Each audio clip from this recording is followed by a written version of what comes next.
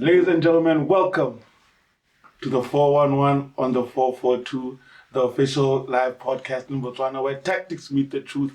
I'm your boy, Ski to the Wall, Simply Stoba, and I'm joined by my co-host, Uncle Melo. How you doing, brother?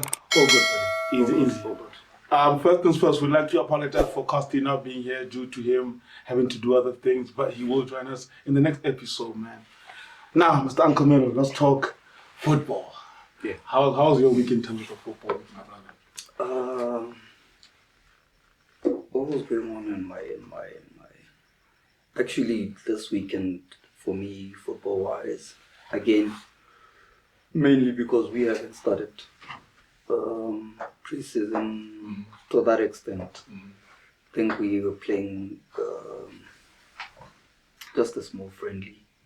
At the weekend we were playing on Saturday, but I wasn't there, unfortunately. I had to be at one of my friends' wedding. Oh, how was that? It was good, man. It was good. It's amazing to see Young love and stuff. young love. You understand? It's amazing to see your friends going up to get to such levels. It's inspiring as well. Congratulations to him, but congratulations. Thanks, man.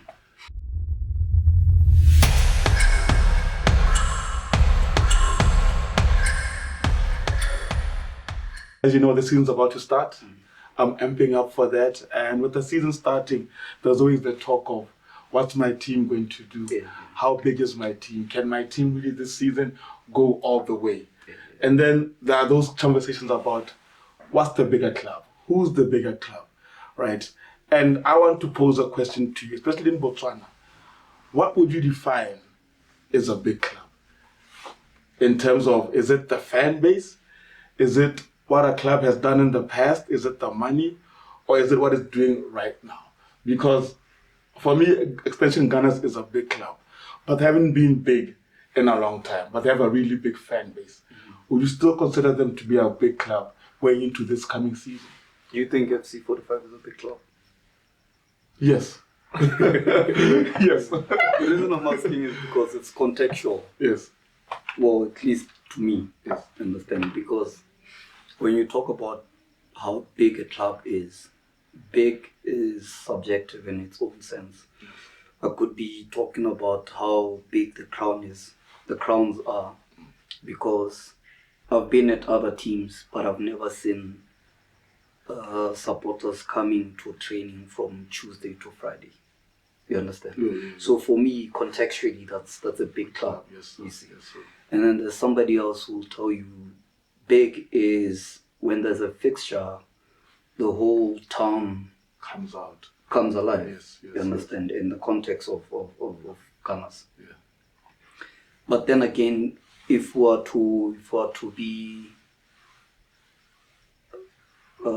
not going to be subjective and use some sort of metric, then we're going to have to talk about winning. Yes, we're going to have to talk about trophies. We're going to have to talk about the cabinet, what it has, what you have inside.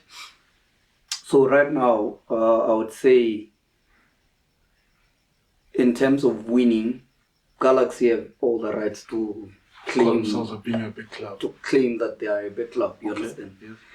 But as much as we want to deny, they are actually a big club, because they've now gotten to have a fairly big crowd behind them. I think you randomly find somebody wearing a Galaxy replica. Yes, sir. So some of those things you can't avoid. It's also a periodical thing. You could be big now, and kids born in the next 10 years will not know you. So periodical. You understand? Yeah. So a big team like Maleta Motse was in the early 2000s, in the late 90s, is now playing regional football, you see. A big team like Notwane was in the mid-2010s, early 2000s, is now playing in the first division, you see. So you're going to get other teams emerging to be big teams.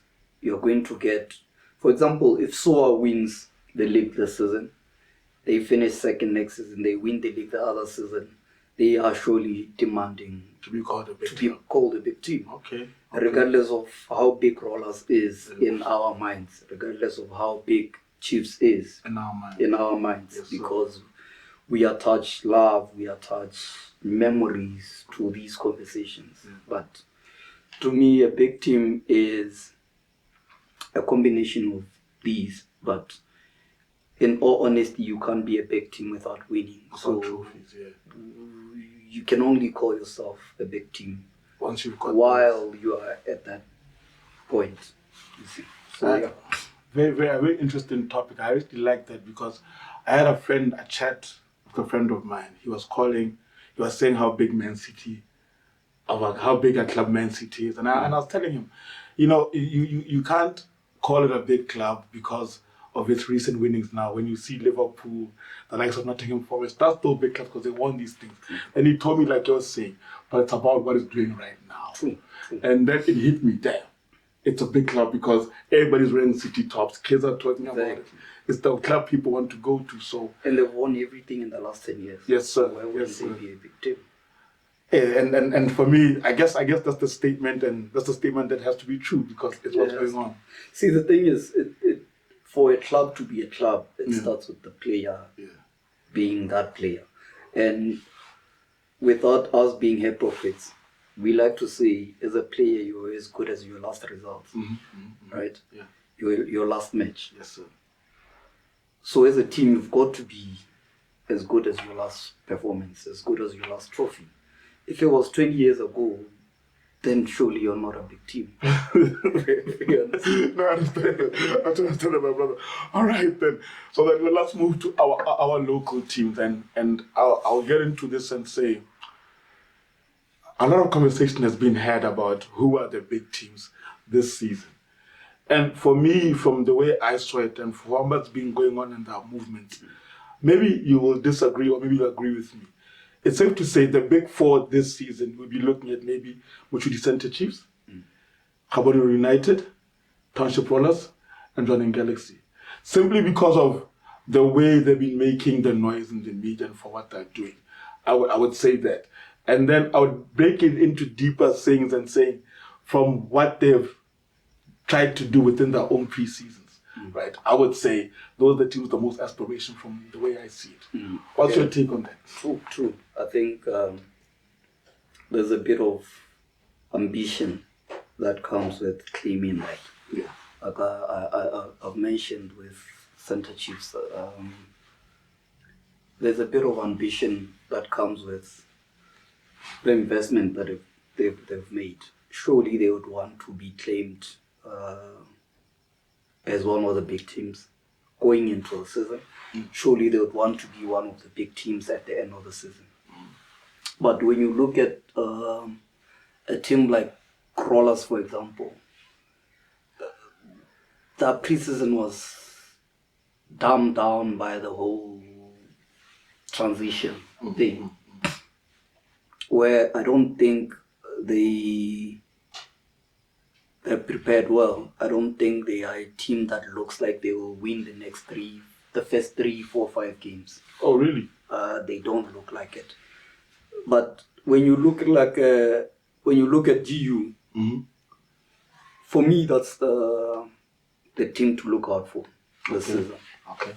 Because they try to stay stable within the transfer window. They try to be as slow as unsure about who they are getting, despite getting one of their lost children back home, Gaborone. You see, so it's for me also the results, the results in their preseason games. The way they were playing those preseason games, there's a bit of composure about the way they do things. There's a bit of we're sure about what we're trying to do. You see, and you have Messi on top form. Yeah. He finished the league on top form, and he's continuing on that. He's continuing. I saw him. He looks good. Yeah. And so Kamanyane, Yeah. Messi. No, I'm saying, what about Oscar? How's Oscar looking?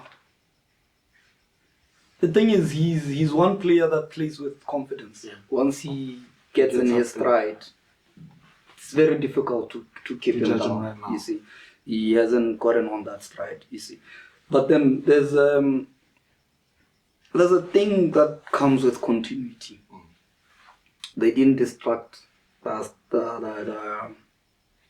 structure very much, so it helps to keep that stability, and for me that's the team to look out for. But then again, Galaxy has been very good as well. Galaxy has been very good. I think with their marksmen staying, though they've lost Sgilo, but with Mahachi staying, there's still hope, and there's still that threat that they can do better. And then there's center chiefs. We'll break down into more, because I just wanted you to let people know, if on the same context, if you believe that these are the teams, these are the four top teams, top contenders this season. No. I wouldn't count Chiefs in the top four. Do you take out Chiefs and add on who? Soa. Yeah. You believe Soa are in with a chance? Soa will finish in the top 4. And you're a guy with good predictions. I'm saying it now. I want you to put your head on the block. Yeah, Soa will finish in the top 4. Okay. I think because of the acquisitions, I think because of the way they've been doing things. Even last season they did quite well, you understand? So boy when you say no, I know that for a fact that, my man, you are not afraid of these I'll things. Say Chiefs will not be in the top 4. But this is you after last week saying Piro's the man to lead this ship in the right direction. He is.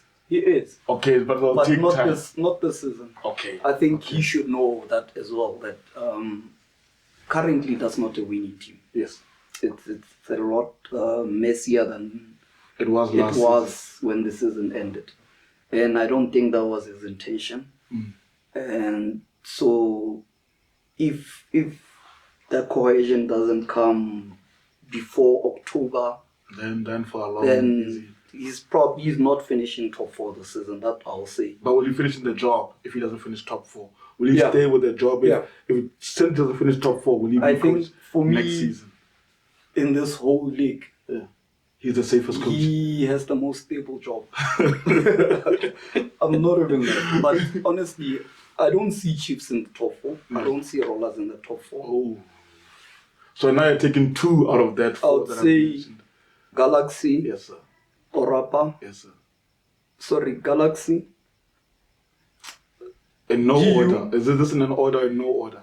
In the reason I'm thinking about it is because I want to put them in order. 1, 2, 3, 4. GU, Galaxy, yes, sir. Sua, Orapa. Yeah, that's my top 4 at the end of the season. I like that. I hope we keep this as a short, because I want to play it in June next season. I like their confidence. So let's go back and break down of the top 4 that I had, because in my head, it was the top 4 that I got from most people. In order.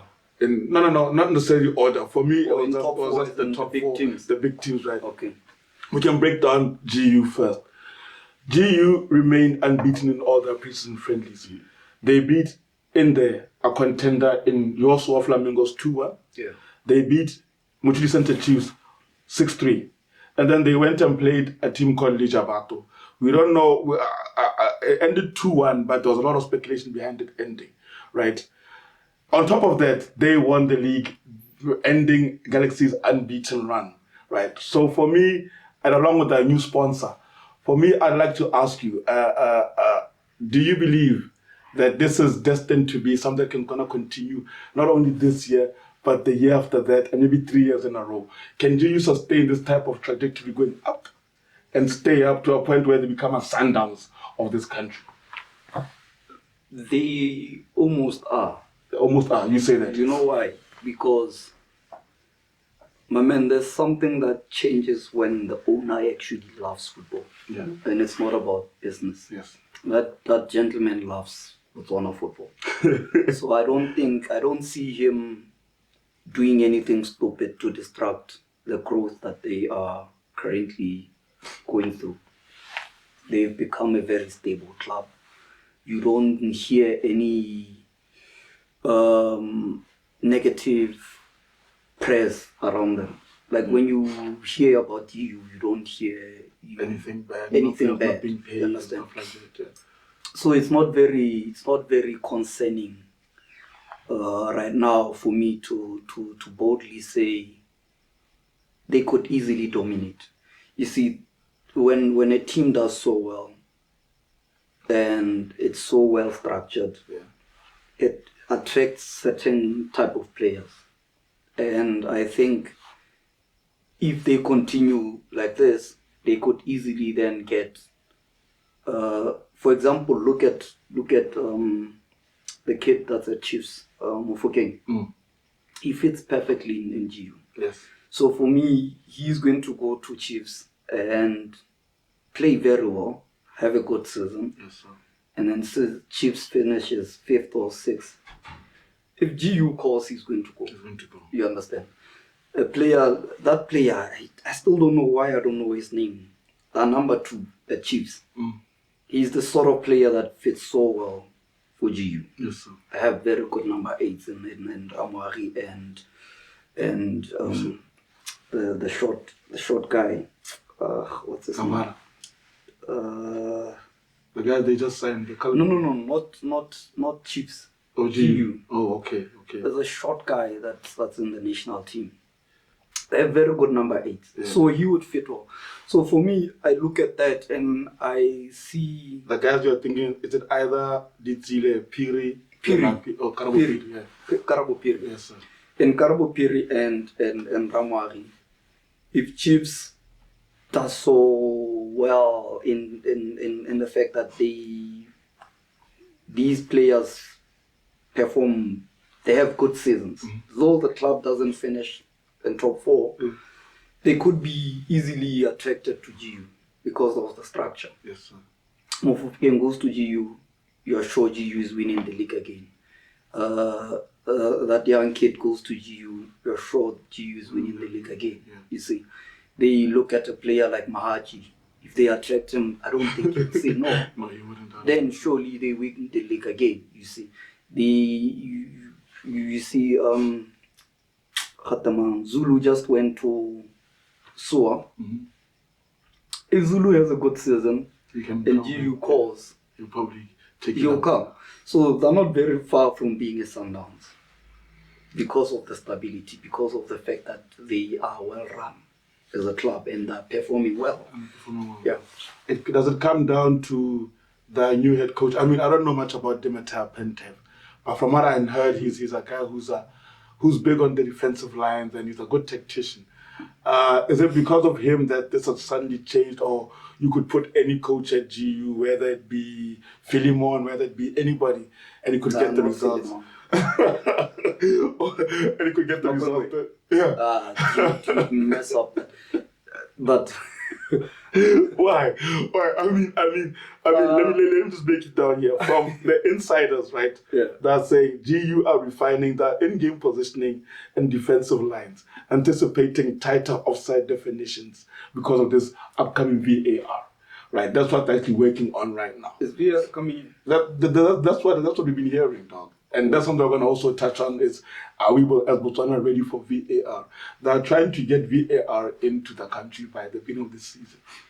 But we don't have of the season? By beginning of 15th August. That's not going to happen. but we'll break into that later. So I need to know, is Dimitar Pentev the man who can say, I mean, I've seen enough foreign coaches, and once they get the taste of the pula, they end up wanting a little bit more. And from what I've heard about Butler, he's also a man who's not really, Butler's the GM. He's not really a man who's stringent on the budget, but he won't be walked over, from what I hear. So if Pantev comes after Tuesday and says, I want more and more and more, do you think GE can keep giving him more and more and more with the results that are coming in? If he wins, if he keeps winning, then why not give him money? Give him the money that he wants. If he wants salary increment, if he wants more money to get players, then why not? If he's justifying it by the wins on the pitch, understand? But he's a very exciting coach. His football is exciting. Yes, sir. Yes, sir. I'm hearing people say that. Because of they're very mobile. And like I was saying, they have two very good number 8s in Ramari and Karabopiri. But they have Titsile there who just keeps everything structured. Yes. Right. So I think he got to understand very well that I could use Titsile in this role, allowing these two to get into these high positions at the pitch, which also frees Messi, like I was saying, he's in great form right now. Ramari scored at the weekend. It wasn't a shock because he's now higher up the pitch and he has the quality to stay composed when in those areas. You understand? So with Pantev there, increasingly allowing them to play to their strengths, allowing them to play with confidence up. And his football is very fluid also. So they don't stay stagnant in any phase of the pitch. They interchange as well. They move very well.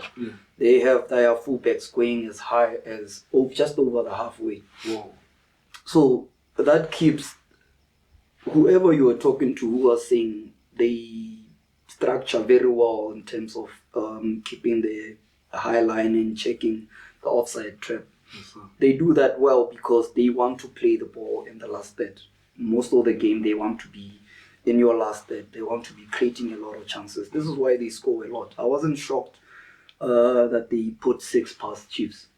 Chiefs in itself are very vulnerable in considering that because, like I was saying, Piro is still building and that structure is messed up because of so many new players, you see. So GU is one team that could possibly dominate for another 3 years if they are in the same trajectory now without any huge distractions.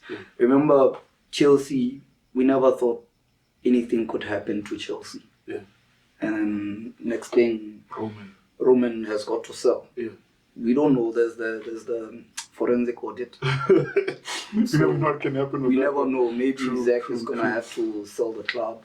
But without any of that, I don't see GU being in the next 5 years. They'll probably never finish outside the top 4. Bold statement. Now, my final question on GU, Jwaneng. If you are Jwaneng, giving GU 1.5 million puller for the season, are you using GU or does GU need that money? Like I was saying, GU is a very well-run club. So they probably don't need the money, but they know where that money is going. It's going to go to. You understand? And it's probably something that we as the people will overlook. It's probably just to stabilize things. It's probably we're not going to rely on the gate takings or to make sure the players are well taken care of. The physiotherapist is well paid for the rest of the year. The clinics that we attend to are well paid. It's probably things like that. GU is very well run, man. So when you partner with them, I don't think it's out of panic for any one of the parties. So it's probably a very well structured deal. And a good business sense from both sides. Very good business. Thank you, my man. That was great insight on Gaborone United. And for me, I wish them the best. But as I say, I'm a hard-born Notwani fan. I want to see Notwani back in the big times.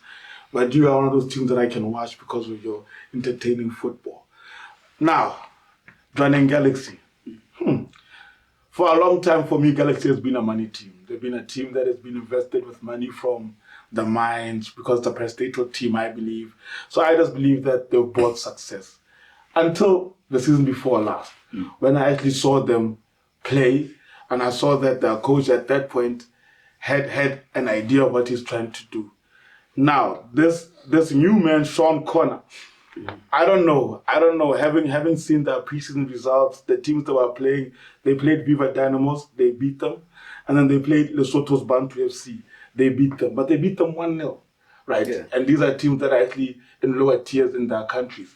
So is Jwaneng Galaxy a team that is seemingly stagnant? Or do you believe within them they are looking somehow to grow, but I don't know how to? Or what's going on there in your eyes, Mankomelo? You're right. I think maybe they didn't expect to be this good, this quick. Yes. You see, this big, this quick. Yes. But they're not matching the hype they've created themselves. Yes, sir. You understand? When you look at the fact that they've got money to their exposure, I would have thought they would be a bit more ambitious. I would have thought they would be looking to dominate, not just winning. Yes, sir. Yes, but sir. they aren't, and that worries me because we hear stories that they don't want fighters, youngsters, getting promoted. Yes. Because of conflict, what. And I would think if you have a multi-club structure, then you'd be the better run team. Yes, sir. Yes, sir. Because who's not good enough can go to loan to the smaller team. Whoever is too good for the team could be up. Yes. I don't know if that's the truth, that they do actually have a multi-club structure. But they're not, for me, they're not just ambitious enough. I feel like they could do more. But I'm happy that they were not one-timers. I'm happy that they were not one-season wonders. They've kept it there, even though it's kind of now the trend line has just went on a very flat trajectory. These were the words of head coach Sean Connor after that whole preseason what. Yeah. Verbatim. When they asked him about his tactical concepts, he said, "We applied them well, and I'm happy with the application and looking forward to the season." I mean, if you're beating lower tier teams 1-0, and you're having your contender beat teams that are contention with it in Rollers, beating Soa and Centre Chiefs, are you really, really, really ready for this season if you're Jwaneng Galaxy? And this question I pose it to you, asking you with the squad depth too. Because they lost their star player. Yes, they kept Mahachi, but they lost the guy who was actually the instrument in the winnings. So are you really ready? And if you plug that hole, do you think they plugged it? I wouldn't be too sure, because also they are not wild in the window. You understand? So for me, it's something that you'd rather see on the pitch. You'd rather be there to witness the first 3-4 games and see if they're going to have to work a bit harder. Fortunately, the league, the window closes 3-4 games into the league. So they are able to also see, have we done enough, or did we really think we didn't have to do much when we do actually have to go back and rethink some of these things. But Galaxy doesn't worry me in terms of poor performances. It worries me in terms of the bravery and the ambition to grow. But like I was saying, they're easily top 3 at the end of the season, because they have a good coach. They have a really good coach, and 16 is still there as the assistant, which adds. For me, I like young coaches. I like ambitious and explorative coaches. So him being there, learning a lot from Sean Connor. If it so happens that they part ways with the head coach, he's easily the next in line. So they don't worry me much in terms of performance this season. Like I was saying, I'm just worried about how they view Macro. Yeah. Actually, funny you say about young players and using, because when asked what will be the strong emphasis this season, they said fitness and squad rotation, because they've got a lot of cups coming. They're playing in the CAF Confederations Cup, plus the FNB, plus maybe the Orange FA Cup if they've got a long run in it. So his key facts was there. He has to have a fit squad and a fit squad all abroad because of that squad rotation that he's talking about. So for me, like you say, Galaxy will be in the top 4. I hope to see them do well. I've had a lot of chat about maybe them degrading, maybe not that being called up to get Jwaneng Galaxy, although they're doing well at young stars, right? So that, in my right, can cause a rift, like you're saying, the whole multi-club structure thing. We'll have to find out more, guys. Write to us on YouTube if you know more about that. If not, we will find out and get back at you with that one, guys. Now, we've done Galaxy. We've done GU, my brother. Now let's do the people's team, Township Rollers. I need to know what is going on at Township Rollers. Do they have a new owner? Apparently, they have a sponsor. They were supposed to formally introduce that new sponsor, and then that was moved, postponed. I don't know if they ever did. I don't remember if they ever did. And if not, they're in huge trouble. And I don't know, like I was saying, we need to understand the legalities of sponsorships and ownerships, because it worries me that such big structures like Township Rollers go into contractual agreements that are just abruptly cut, as if it's a max, a sort of thing. Yeah, and I'm leaving you. You understand? Yes. Because it's you look at the fact that Sabata came and agreed a 3-year deal, and then actually, and here it says in 2024 he came, and he agreed a 5-year partnership to be with Township until 2029. In doing this, he retained 9 key players and secured a stable training ground at Rollaria. But that we have seen is now no longer. Black Lions is now taking that. So now if we say that and invested in training resources, structured long-term succession planning, including development for the women's team and youth sides. I've played Township in the youth game. There's no money there. Coach Kenneth is really struggling in the youth with Rollers, but he keeps on going. So that was another thing that worries me about the whole thing. Yes. And I've spoken about this, that we have an agreement as Rollers. Yes. With the Sabata group. But it so happens to be just for the male team. Senior male team. Yes, sir. You understand? Because this thing, like, you are right, it doesn't filter down to the women's team. It doesn't filter down to the development. Yes. Remember, I was in the development with Kenny. Yeah. You get there and you have 15, 20 cones to divide amongst the under 13s, under 15s, and under 17s. And the under 17s have 3 balls, under 15s have 7 balls. You see, so it worries me that when these agreements come in place, what exactly is the structure? Yes. Are you saying you are absorbing the senior male team, or you're absorbing Township Rollers as a whole? Yes, you understand? I've also mentioned that from what I've seen before, I don't know what's happening now. Rollers, the senior team, the male senior team, yes, sir, had where they were staying, they were taken to training and back.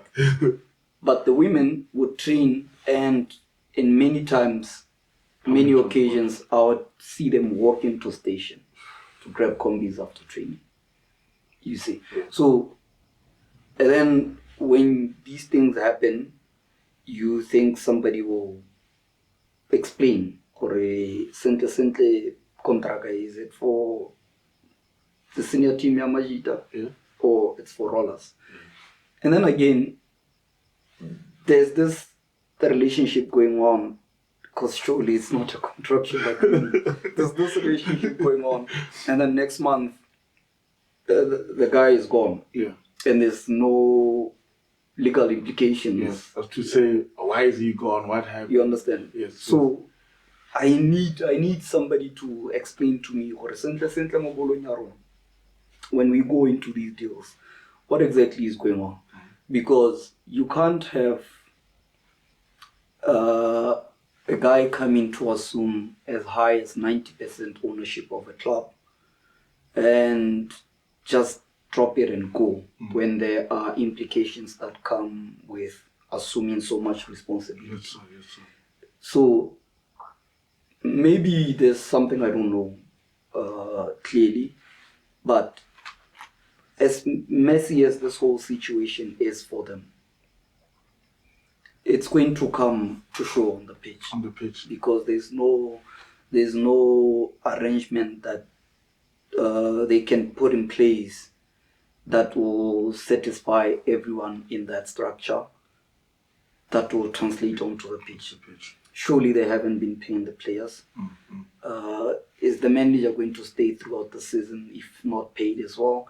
If they are paying the manager, are they paying the assistants? Because they will probably compromise my dear assistant and then pay the guy. So if they are not able to pay the rest of the squad, then how good is going to how good is the team going to be? How are they going to rotate if they don't have enough players? Not that the players will go. No, just tools down. No, you understand? Tools So down. motivation matters. So now we have demotivated players, demoralized players that are not paid for, but you are saying we want to win the league with them or at least push for top four. I don't see it happening. Funny you say that. Now, because if you break down into the preseason, they went all out. They went to Rustenburg at the Royal Marang High Performance Centre, where England was in the 2010 World Cup, and they played some decent teams. They got beaten 3-1 by SuperSport. They drew 1-1 with Marumo Gallants, and then they won against Orbit. Right? They also played African Stars in the preseason. I don't know the result there.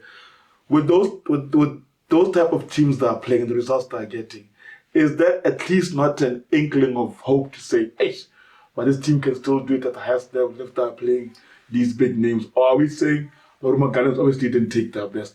SuperSport obviously didn't take their best. No, the thing is, kind of the truth is, Rollers is not entirely a bad team. Yeah. You see. Yeah. I only spoke about what's Behind going the on. scenes. But they're not entirely a bad team. They have a good composition of players. I remember they also got back Oppo. Yes, sir. And that's a very exciting player. Yes. That's a very exciting player. He's going to create. I think that was a seamless transition in losing Sawala Meboy. Bringing Popo. And then Popo Ramatapeng coming back. They also have a very good midfield. I saw Umpile is back in the lineup. Umpile Visare is back in the lineup. I saw that too. I don't know. I don't understand how Umpile sits on the bench when Papama is playing. maybe it's his work ethic. Another guy has a hard work. True. There's another thing that we tend to think he's a better player. And then he's just not doing enough in training. Or mentality-wise, he's just not.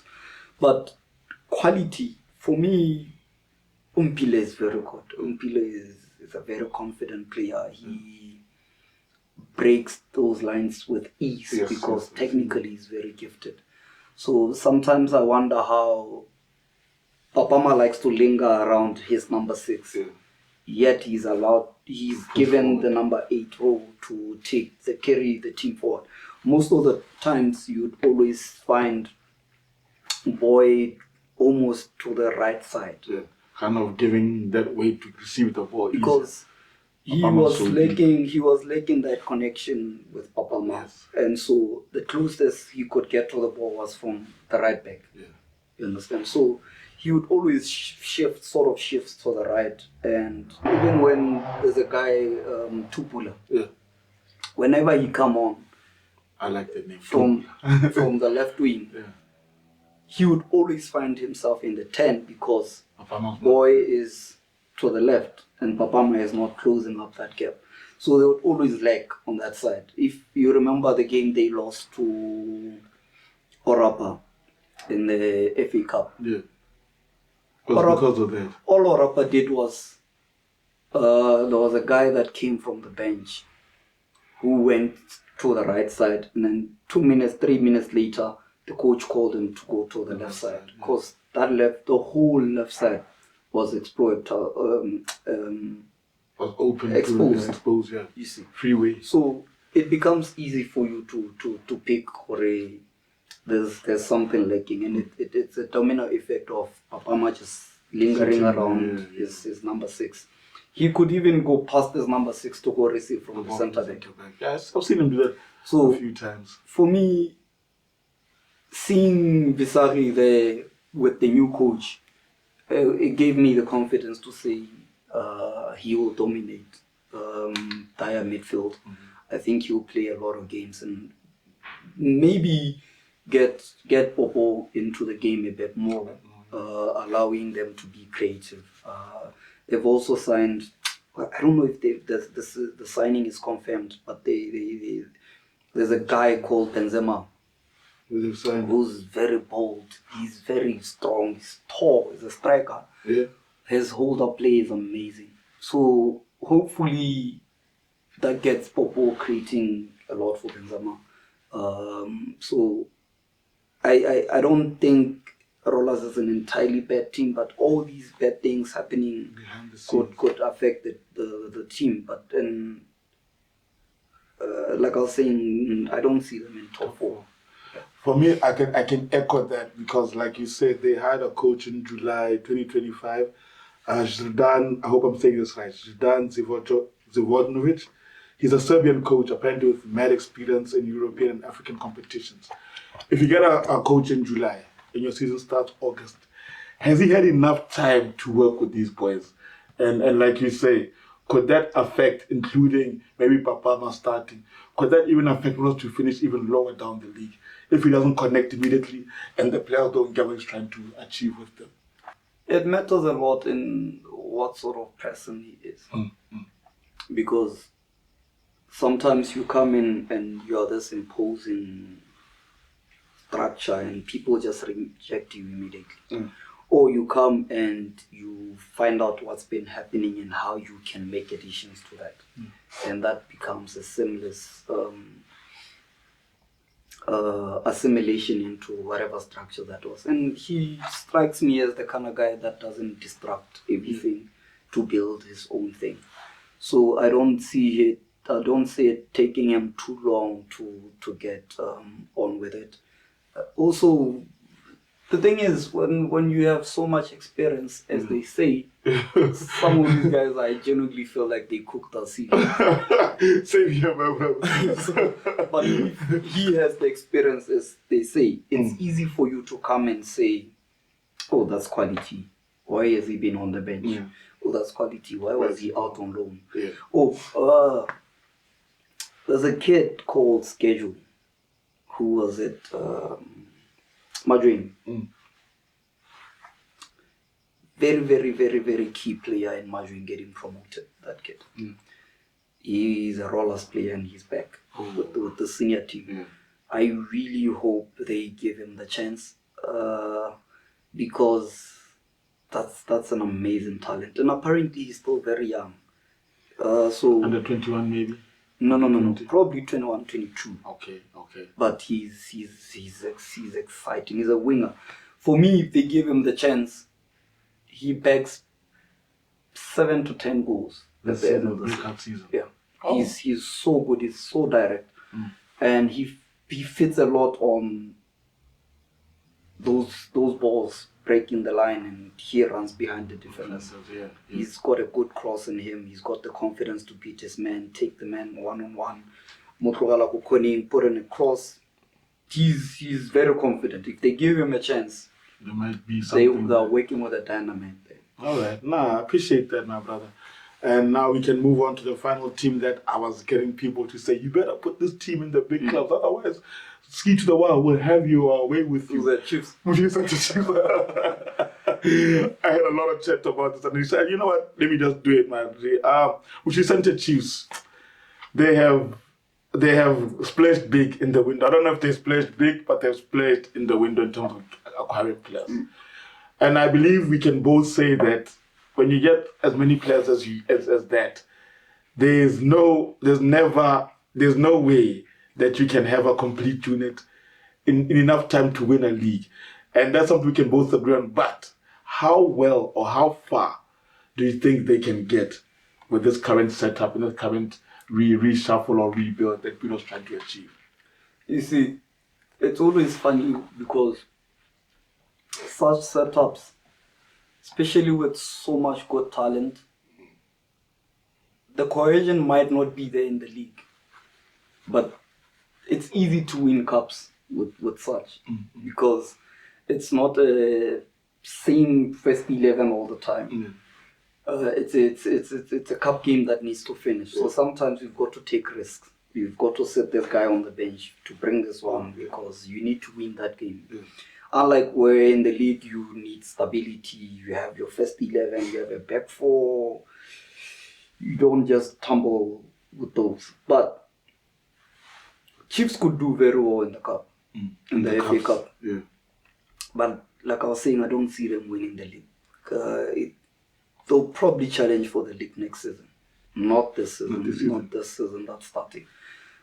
Even with the new, because they've got a new leader, Stanton Fredericks, a new owner or part owner. I don't know how their deal is working, but if Stanton Fredericks, a man who has played at the highest level, Kaiser Chiefs Europe, who he knows what is needed to win, don't you think he can come in and stabilize this rocky ship and get them in line to say, guys, if we can get to January, maybe top 3, top 4, then we can strike.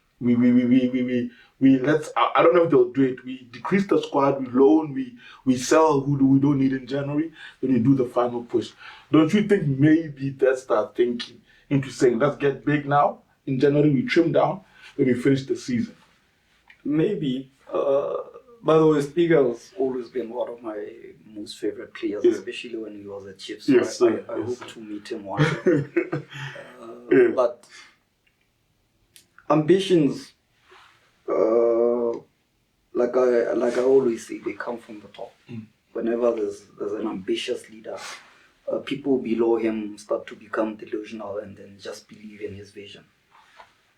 So like I was saying, I believe Pero has the most stable job because he's one very ambitious guy. He has the vision and the dream to be that kind of coach that when you mention him, you mention it comes with the accolades. Yes, sir. So he's not going to be afraid to go all the way. But like I'm saying, league, no.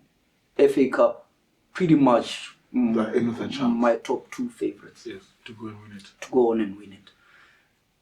And that is because, like I was saying, there's a lot that goes into building your league-winning team. The cohesion has to be there. The relationships have to be there. Because it's going to be a constant 11 starting in like 10 games, 11 games. Yes, you need the partnerships to build, be there, to be strong. It's not very easy to get that in place. Yes, especially when you got so many players in key positions. You understand? I feel you there, my brother. You have your number 1 CDM being a new player. You have your playmaker being a new player. Not new in the league, but new in the team. Yes. You have your fullbacks being a new player. Keeper, obviously, because they've signed keepers. I think 3 keepers. The keeper is going to be a new player. Not to cut you off. When they came in, Spiro said his strengthening key positions were attacking and goalkeeping. Hinting at ambitions to go deep domestically. I don't think if you sign 4 or 5 keepers, you're actually thinking about because you can't, like we just spoken, keepers are a very tricky bunch. You can't have 5 keepers and keep them all happy, right? And then Stiga went on to say center chiefs should now be considered the Galacticos, the Real Madrid thing. So does that mean that they'll just be buying finished players, or what do you think he means when he's speaking into that insight? I think the Galacticos title is not just the stars being in the team. It's the stars being on the bench as well. Yeah. You win things for you to be considered Galactico, so that you can attract these stars. Like I was saying, you can easily attract these stars next season if they do well again this season. So he's not wrong. Like I was saying, he's a very ambitious leader. He probably wants to see Chiefs dominate, which is something very commendable. If you're going to put in money, you're going to want success. And success doesn't look, to him, clearly it doesn't look like one league win or one FA Cup win. It looks like 3 seasons in a row you're winning the league. 3 seasons in a row you're winning the double. You understand? So I really think maybe in January, once they realize we don't need too many. You know what was funny? There's a left back they just got from GU on loan. And is it Mpuisan or Marcus? No. Marcus is a midfielder.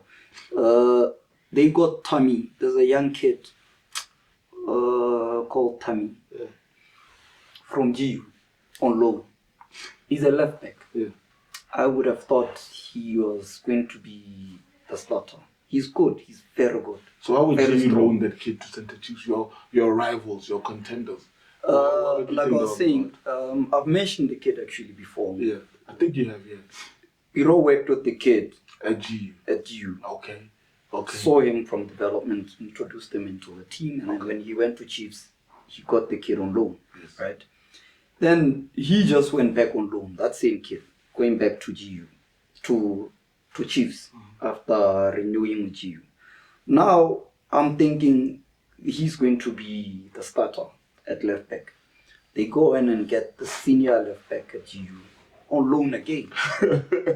So it's a bit confusing. It's a similar thing in which they did, getting Hosipula, and then 2 weeks later getting they got another keeper as well.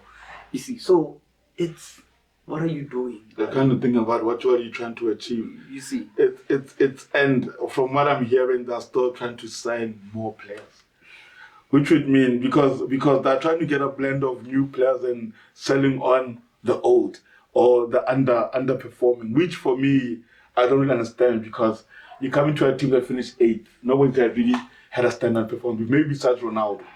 But then you also didn't have an you know what I'm saying? And now you're saying now you're going to sign more players, and the team already signed 11. You know what's confusing me about what's going on there? It's, I don't know how the decision making goes. In preseason, they had a very visibly injured player in Jackson Lesole, who I believe was one of the key players last season. He's a very, very good right back. He's very direct, carries well, crosses well, defends well, reads the attacker quite well. Rarely ever loses out on a 1v1. Right? It's preseason. He's visibly injured. During warm-up, I'm like, why is Jackson strapped up and warming up to go into this game when he can barely walk on that knee? You have 2 fullbacks on the bench who are trialing. Why not? You know Jackson. Yeah, you really know it's capable. You know You've seen him, right? That's why you can see he's injured. Set the guy on the bench. Even in the stands, he doesn't need to be involved. Especially in a friendly. In a preseason friendly. One of your first preseason friendlies. And today, they announced that Jackson is going to be out for 6 to 9 months with a torn ligament. So they aggravated that injury. Exactly. Eish. And now you have to rely on guys who's not sure when you are sure about Jackson. So now, this whole plan of playing Malghasi in the right, at right back, and embedding him into the midfield, he now has to go ahead with it because he has no choice. If Jackson was fit, he sees that this doesn't work. He could always just go back to 4-3-3 with Jackson at right back. Yes, sir. But now Jackson is gone for 9 months. Best case scenario for 6 months. Yeah. Now he's forced to go with the Malghasi plan. Which is now really something that they've been trying, not really executed well. You see, so what do you do now? So it worries me how decision making has been done there. Oh, you have one kid who's doing very well. Tammy is doing well. And you go get his senior who benched him at GU. At GU to come and now to bench him again. When you got him on loan, you go get that same guy on loan to come set him on the bench. Now you have 2 loaned players from the same club. You have 4 new keepers. So yeah, maybe Piro, maybe he just got excited. I don't know.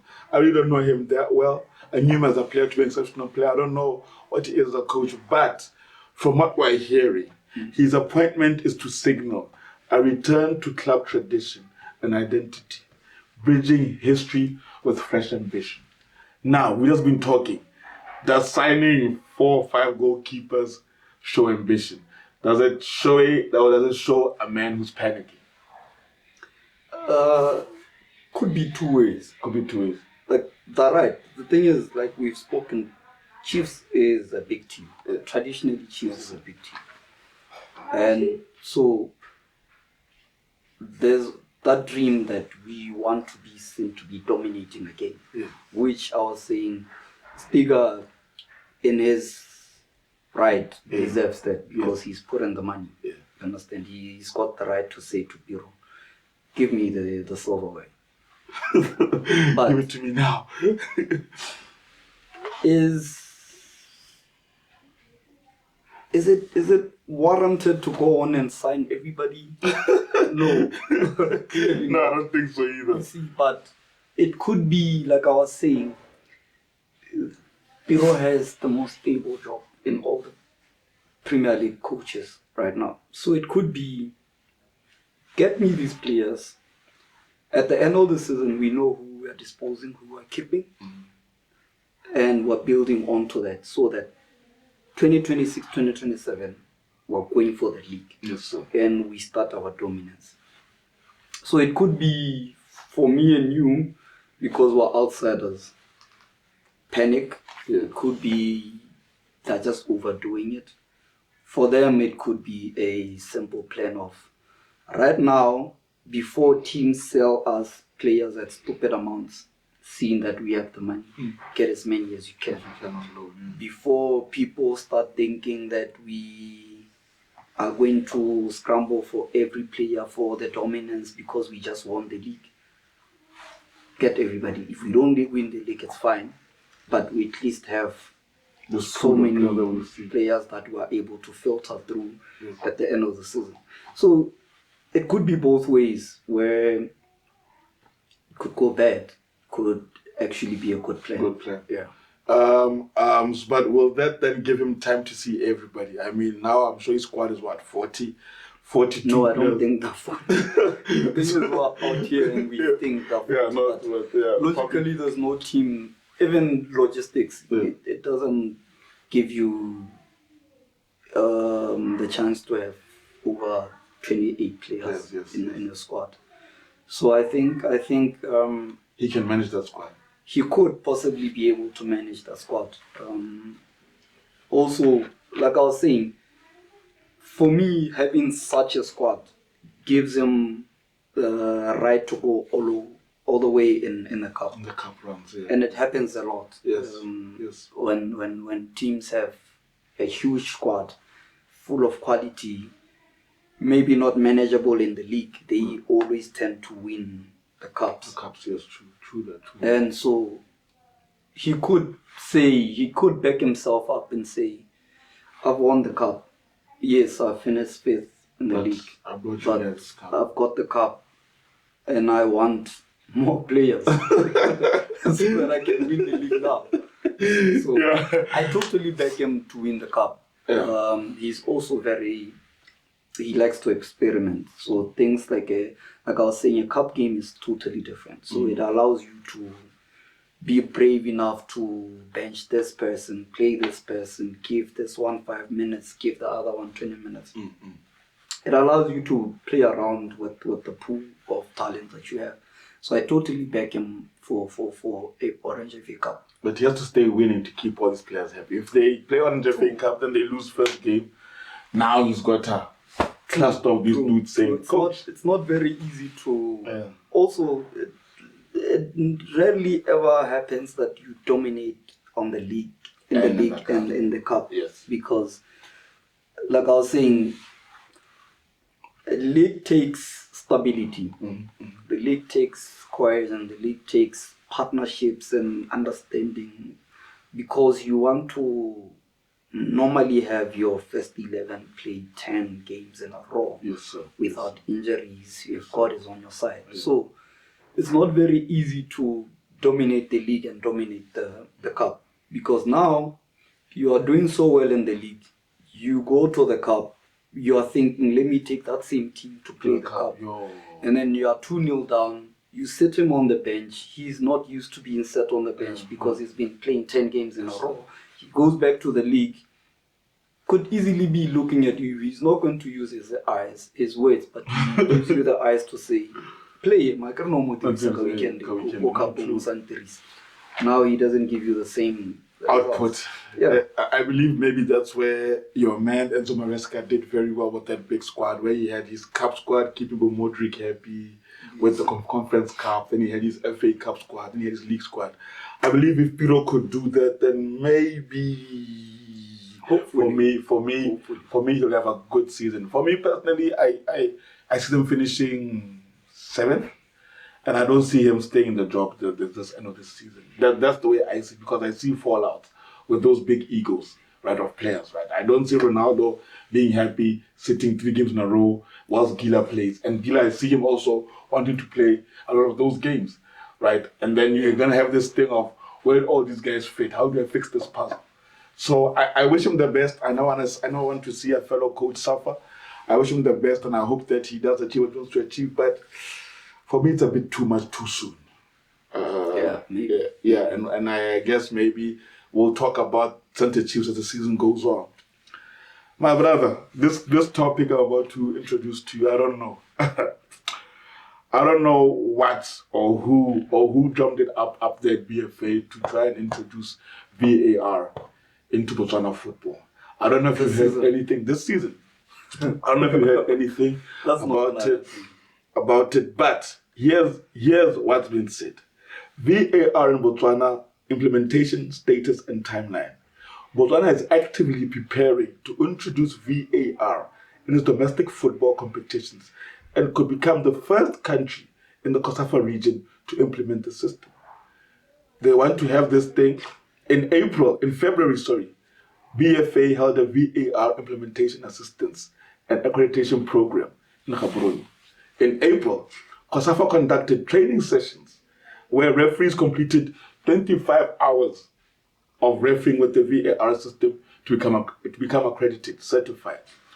July 2025, in 2024, already in use in the COSAFA Cup in Quebec, serving both as a competitive tool and live training opportunity for match officials. They're trying to get this out this season. What do you think about VAR, just on the outlook? I feel like it could be used better. If you remember in the Club World Cup, my biggest problem with VAR is it being at the discretion of them. Yes.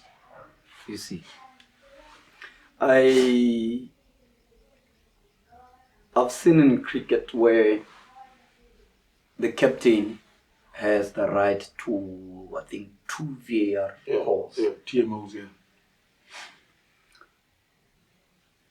he could forgo that situation because it's not very important. But whenever he feels like this one, I can't forgo, we demand that he go to the VAR. That would help. In football too. Because you find out that the one key moment or the one key incident that could determine the outcome of the game is just being shrugged off. And now that other incident is now being given all this time and all these checks, and then all that counts, you see. Yeah. So I feel like there's two things that I would change about VAR.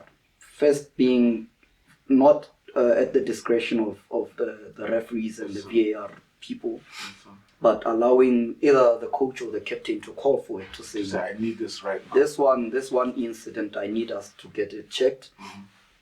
And the other thing is explanation of the decisions. You see, it's very difficult for me to understand sometimes when I believe me and you and the rest of the viewers can see that this is something that needs to be, like for example, the Liverpool and Crystal Palace final. Yeah. That ball comes, McAllister is here, Sa is here. Yeah. That ball hits McAllister's hand. If it doesn't hit this hand, Sa is easily controlling that ball and is in on goal. Yeah. But it's checked and then cleared out to be a. It's not. It was, I think it went on to be a corner. Wasn't a goal. Wasn't a. So I would need to understand, or at least hear them and talk understand. About it. Yes. Their lingo and how that I just. You see, simple. Okay, but then. Something. Not hear that. Because some things shock me when you can clearly see that, no man, that's a penalty. That's a pen, straight up. But they call it to say corner, goal kick. Or that same incident next week happens. Arsenal playing Man U. Maguire gets the ball exactly the same way. Arsenal gets a penalty. Yeah. You see. So for me, I would like it to be called for by the players or the coach, the captain or the coach, and the explanation to be very audible for everyone to hear, like they did in the Club World Cup. Yeah, well, doing that, they got it from rugby. Yeah, they got it from rugby. If they could then adopt this from cricket, where the captain calls it, we would avoid situations where there's 10 minutes wasted and the other team is still not happy. Sure about what happened. Why they are being denied that decision. Yeah.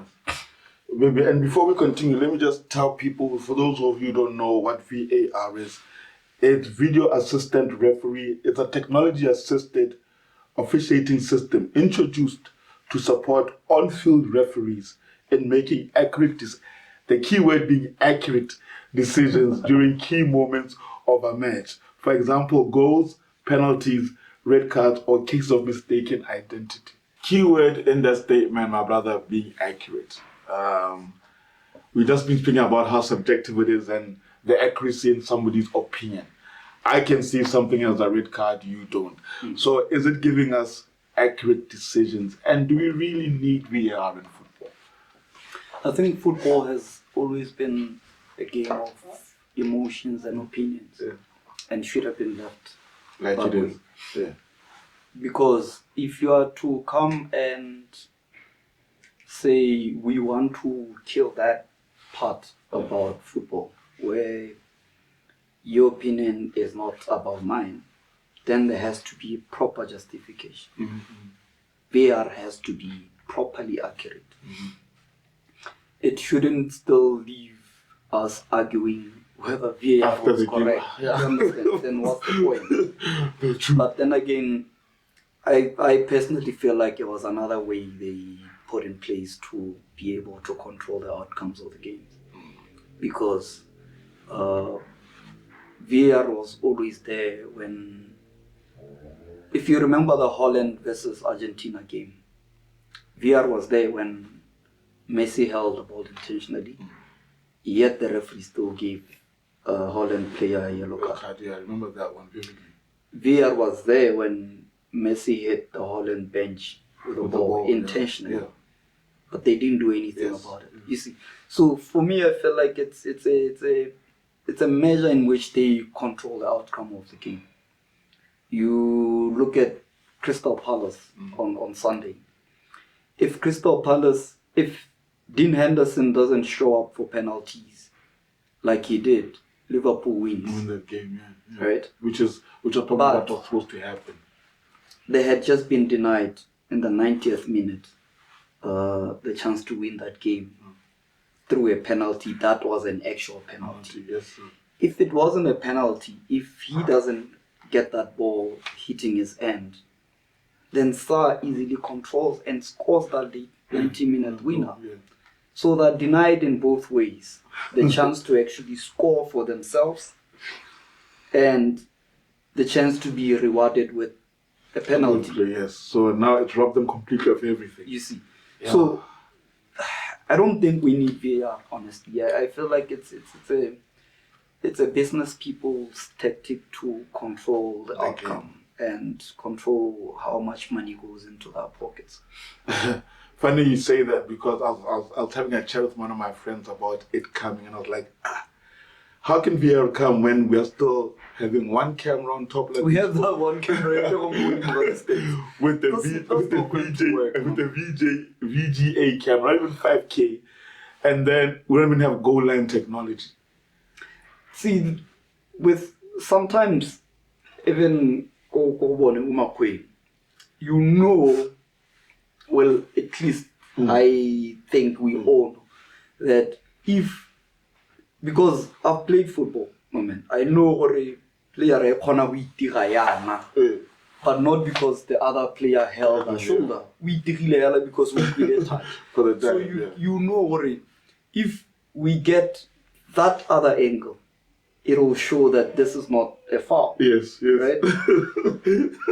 And that changes everything. Yeah. That one more angle changes the decision. Sir. Yes, sir. We have one camera. And we want to implement VAR. That's the same view that the referee has one view. Yes. His own eyes. Yeah. Right? The VAR assistant in the operations room has one view. Yeah. So whose view is correct and whose view is not correct? So in other words, for you, we're not ready for that. We're not. So we are telling you, ever thought of that idea? If South Africa hasn't implemented VAR, yes, and South Africa has 4 to 5 very active, very good cameras, probably even the first time I saw a floating camera was in South Africa, in the PSL. Yeah, with that one in the Mozambique, the one that floats. You see, so we're too far. The thing is, some other angles need to be planted in the stadium infrastructure. Yeah. Our stands are the other side of the track. So and I mean, if you have VAR, you're going to need VR in all stadiums. I don't see VR going to Obed Chilume, Royal Area. I mean, come on, guys. So for me, like we both say, we're not ready. And guys, let's not waste money on even thinking that. We were trying to make money off the VAR scandal. Please. And it's probably that thing. It's probably a way in which people get to line their pockets. Yes. Because I always say, Totaela in Botswana, we do actually have the money. I'll be very bold and say that we do actually have the money. We just mismanage and misprioritize things.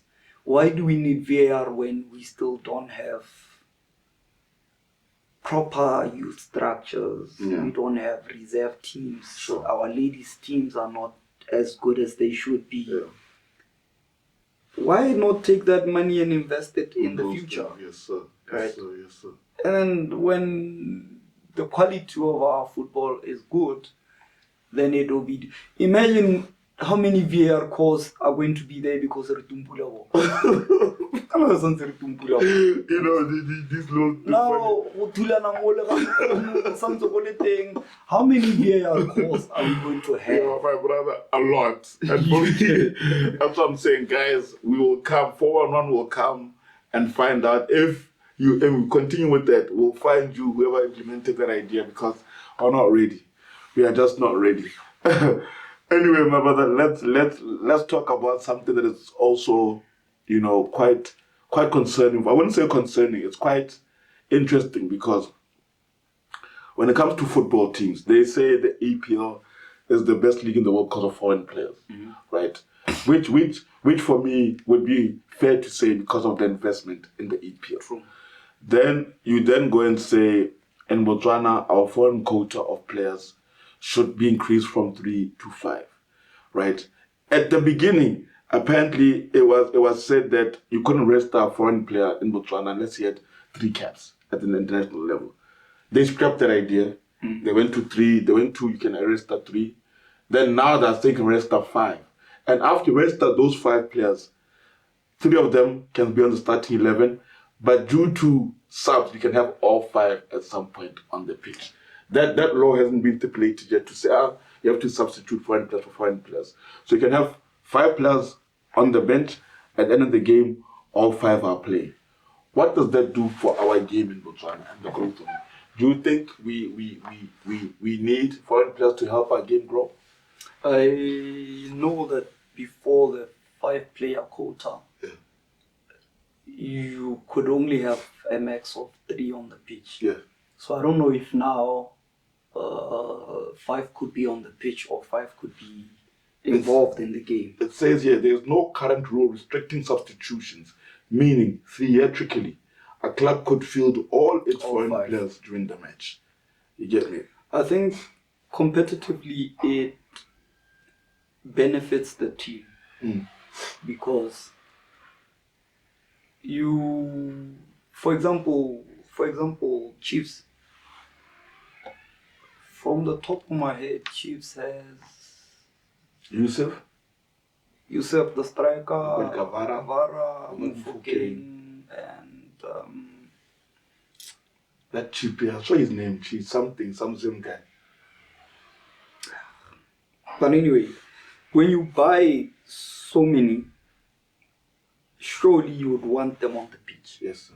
Right? Yes. So that you get your return on investment. Yes, sir.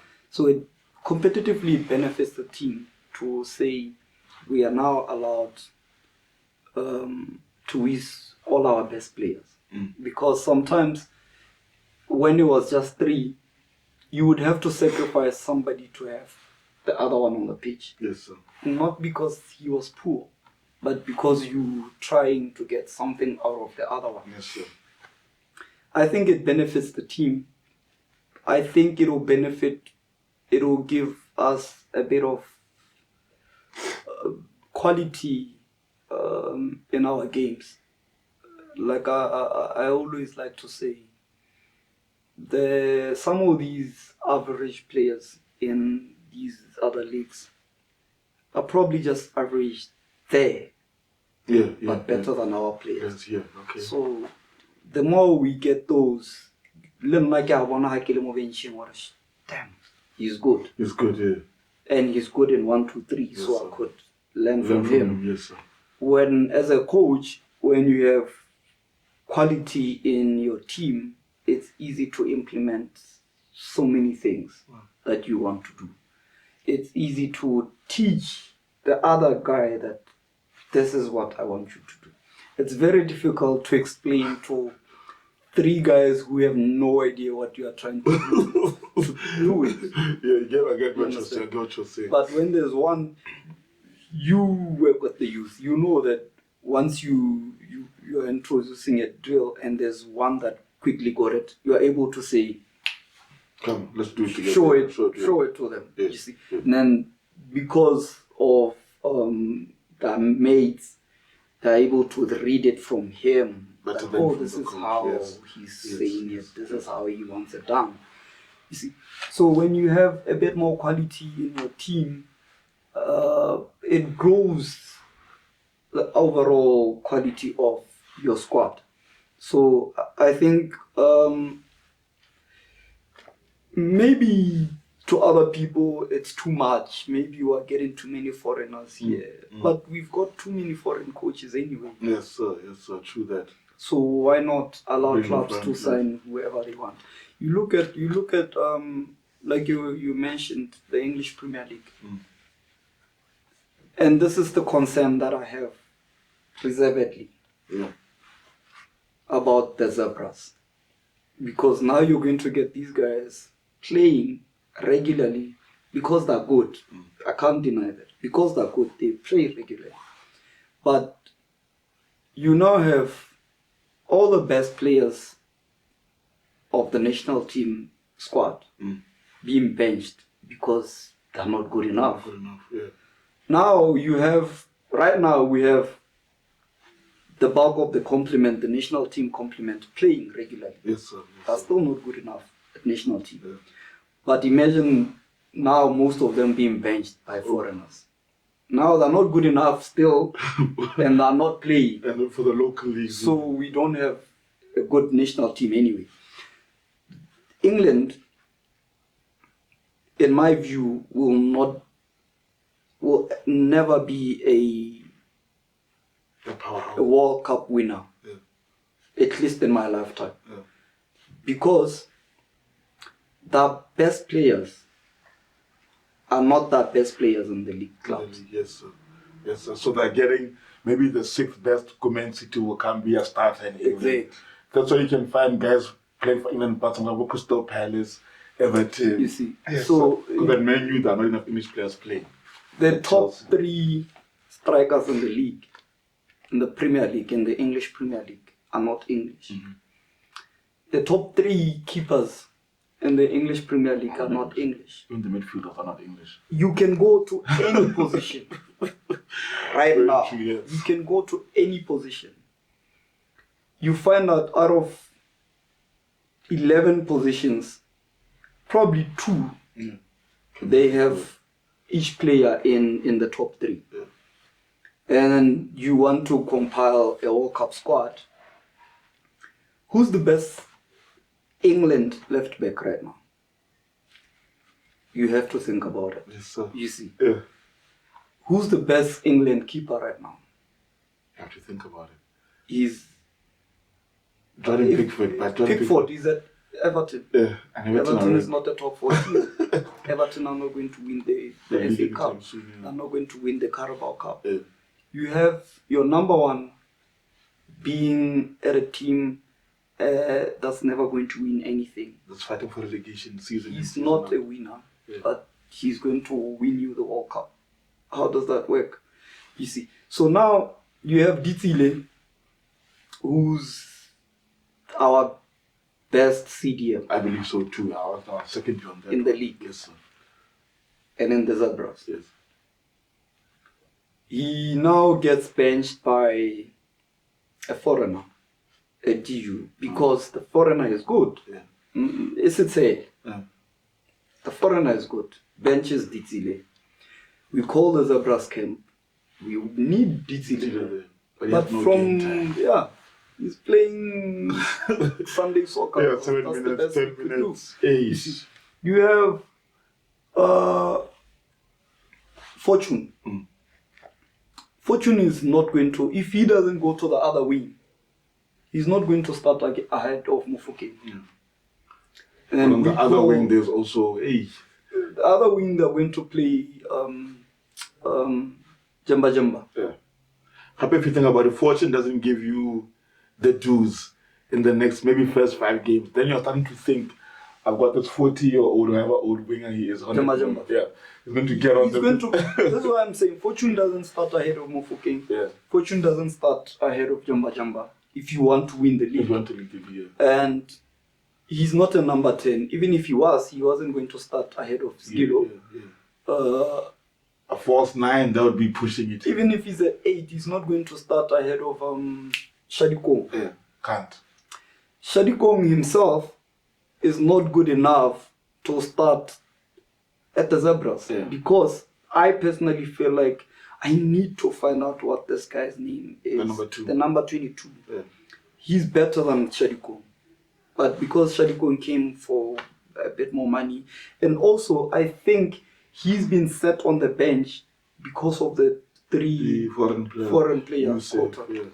So now that there's 5, he could possibly go back into the starting 11. So Shadiko sits on the bench. Shadiko sitting on the bench, what happens to his place at the national team? You see. So it's a give and take type of thing for you. It's a give and take type of thing, because I genuinely feel like for teams it allows you to go all out. But in the long run it affects what you're trying to build. The national team. I'd even go further to say even the youth team, because now in the article I read, it said it's gonna make it even harder for youth players to break through. Right? Yeah, if you've got 5 foreign nationals, how about people like Mufukeng has what, 20? Yeah. How about people of these teams now should go buy players in the MDC and bring them this side, and then we see our 18-year-olds failing not playing. When we went to, I had a conversation with Piro after their friendly with Northwest. The Northwest University. Yeah. And I've talked about this kid. There was a kid in midfield, man. His name is Tapero Letsulonyan. Yeah. I had to find out who he is. Amazing kid. Yeah. Amazing player. And I told you about him saying, if he comes here, he starts in all the top 4 teams. Yeah. He walks into that. You did mention that boy. Yes, you did. Piro simply said, hey, my man, I can't afford to bring him here because I already have Kavara, I already have mentioning the international players. Now that there's 5, he could easily go and get him. Yeah. If that, I'm just saying. If it is possible. If it's possible, he could easily go get him.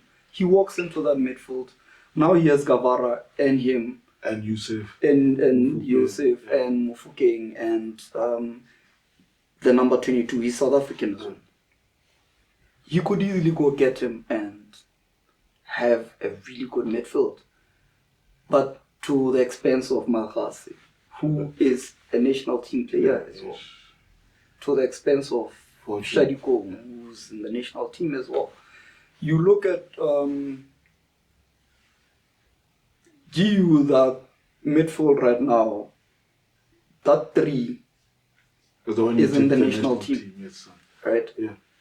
Karabo Piri, Pist, and CCTV. Yeah. If GU, because they were playing Orbit, they could have easily come across Northwest University. You could see that kid. Go get him. He easily sets CCTV on the bench. You believe so? I'll check him out. That kid is so smooth. Yeah. It's like, I genuinely would not be surprised if in less than 3 years he's in the Premier Soccer League.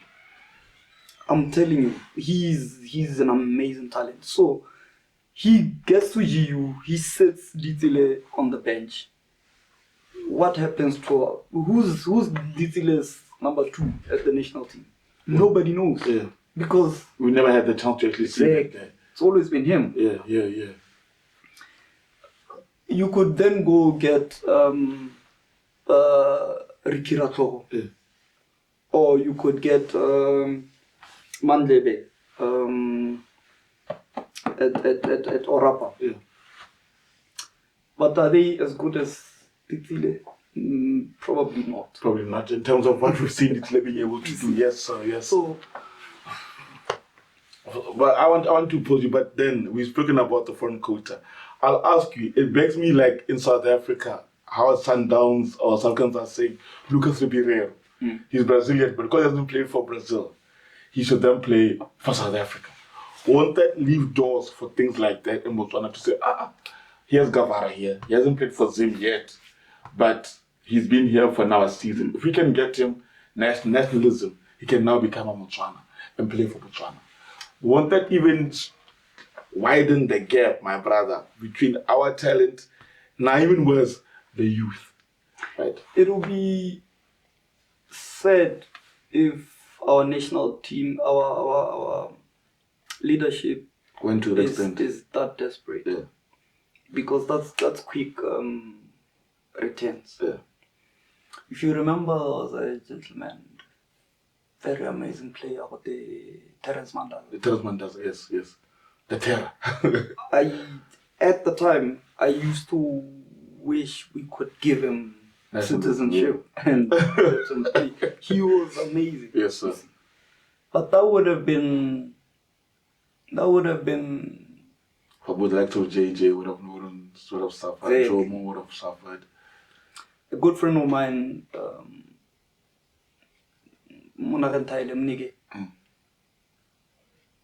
I'm still not sure if Botswana or Mosotho. Yeah.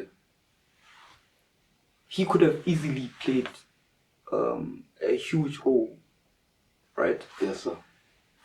So now, after those quick results, what happens to the structures that you had in place? Yes, sir. You have under 23. I personally don't feel like we need an under 23. You don't?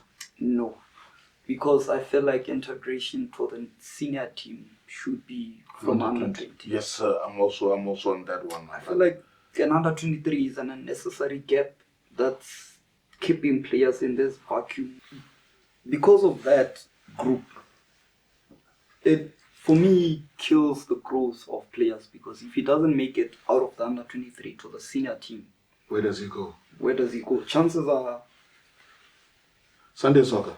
He's lost in that gap that I always talk about, you see. So we don't need an under 23. But now you don't have, if we go that route, we get Mofokeng. Yeah. He hasn't been called for the South African national team. Quickly give him citizenship. We quickly give Gavara, for example, citizenship. We then give who else? Yusuf citizenship. Yeah. We gave him citizenship. The DRC Domingos guy who just signed for Tafik, we gave him citizenship. Yeah. What happens to your Pist Amari? Yeah. Very exciting player. You see, so now it's a tricky thing where I would personally feel like it's desperation from our leaders and short-sightedness. Yeah. But it'll probably get us the Kosafa. Probably win the Kosafa because we have a bit more quality in our squad, which is always the gap. When we go for your Kosafa, you can always see that there's that bit of lack of quality. So then let me. So you're telling me that this whole thing of Sundowns and Lucas Ribeiro playing for South Africa, for you, it's you were not something that you'd go for. South Africa has enough talent without him playing for. Yeah, I mean, he could be the best player in the league, yes, but I don't think they would go. I don't think this season ends without another gem as close as possible to Ribeiro.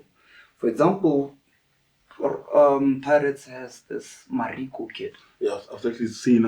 I've seen a bit of him. I haven't seen enough, but I've seen a bit of him. We also have now signed. Chiefs have signed Da Silva. I also like him. I saw Chiefs trialists in the preseason. They don't excite me. It's like they went to fifth division to sign players there. Chiefs doesn't have direction. For me, I stopped being a Chiefs fan years ago. When they kept what's this coach who Ratabuga score? Steve Compella. Yeah. When they kept Steve Compella for another season, I was like, you know what? I care enough about my mental health. It's similar to when Ghana's, how I stopped being an active Ghana supporter and buying merchandise was Every time we do well, they call back Chikonari. Yes. And then there's a mess, players no longer come, they fire him. Every time we gain a bit of stability, they call Chikonari. You know what? Yeah, it's not for me. So Crazy. Chiefs doesn't excite. I don't think I know any Kaiser Chiefs player right now. But because of the quality that is there, Pirates currently, it attracts me to watch their matches. Yes. No, I'm with you there. In Ribeiro, I don't think they need to be desperate to give him citizenship. The fans can talk. But by the end of the season, South Africa as a whole would have found another gem that's very close to Ribeiro. And I could say, without Mufokeng, without Rele, Mariko could do well. Get Pirates. Yeah. And also they have your Tito Masongai. The Makota stay? I think no, Makota went to Saudi Arabia. Yeah, he went to Saudi. Big deals, man. Anyway, my G, Uncle Melo, it's always that time of the show I hate why I gotta let you go, my brother. I wish we could talk about football the whole night because this is our topic. We love this thing, bruh. Keeps us going, keeps us driving, guys. Any last words? I would say maybe to our leaders, because this is a very touchy topic for me. Let's love the game and prioritize the game, and put aside the aspirations of lining our pockets. That's it. Well spoken, guys. Well spoken. For me, my last words are, guys, I didn't see the Sunbet Charity Championship, but I heard it was a blast. Let's keep focusing on growth of football in this country because, hey, it's #1 sport in the world and we love it too. From me, Simply Doba and Uncle Melo, would like to say thank you.